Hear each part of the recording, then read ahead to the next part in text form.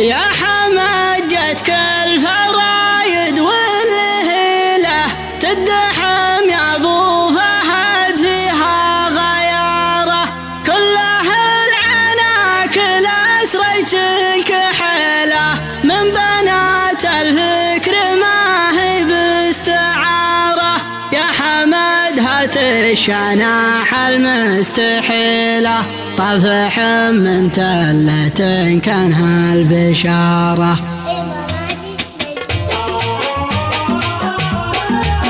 شرف الهجوس في راس الطويلة وانطلق صمته وصبره وانتظاره، القصيدة اللي معانيها ثقيلة من كبر حجم الحدث ولا اعتباره، اتخيل في شرايدها الجزيلة وتنقى من نوادر وخياره. يا حمجتك الفرايد والهيلة تدحم يا ابو فهد فيها غياره، كلها العناكل اسريت الكحالة من بنات الفكر ما هي باستعارة. يا حمد هات الشناح المستحيلة طفح من تلة كانها البشارة، هتوضح سندت باسم القبيلة هزعت العرقوب ما فيها انحدارة، المنافس شافها ولا حكيلة يستخير ويطلب الله الاستخارة، جنبوا عن شوطها ما فيها حيلة جابها اللي يطلب اخواسه نعارة. السند الفارع المرعى الطويلة سميت بالعاصفة زين وجسارة،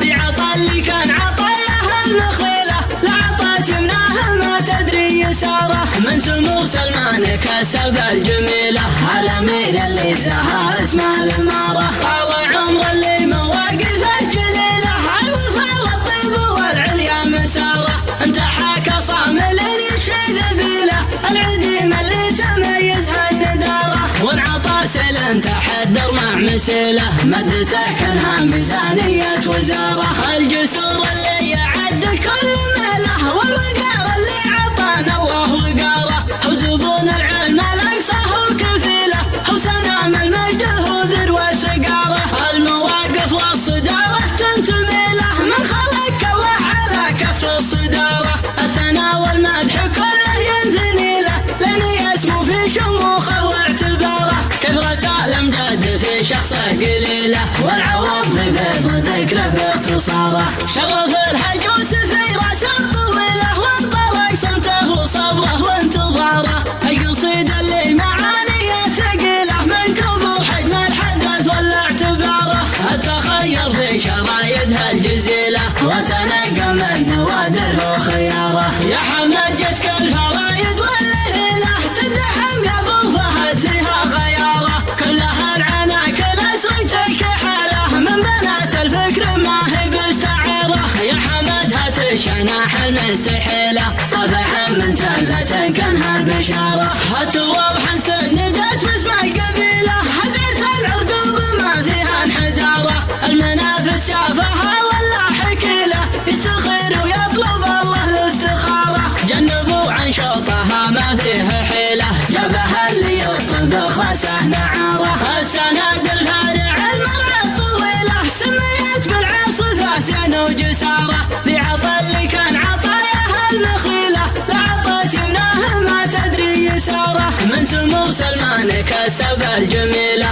الامير اللي زها اسمه الاماره، طال عمر اللي مواقفه جليله الوفا والطيب والعليا مساره، انت حاكى صامل يشفي ذبيله العديم اللي تميزها النداره، وانعطى سيل تحدر مع مسيله مدته كانها ميزانية وزاره، الجسور اللي يعد كل ميله والوقار اللي عطانا الله وقاره، وزبون العلم الاقصى هو كفيله وسنام المجد هو ذروة سقاره، المواقف والصدارة تنتمي له من خلق الله على كف الصدارة، الثناء والمدح كله ينثني له لن يسمو في شموخه واعتباره، كثرة الامجاد في شخصه قليله والعوض في فيض ذكره باختصاره.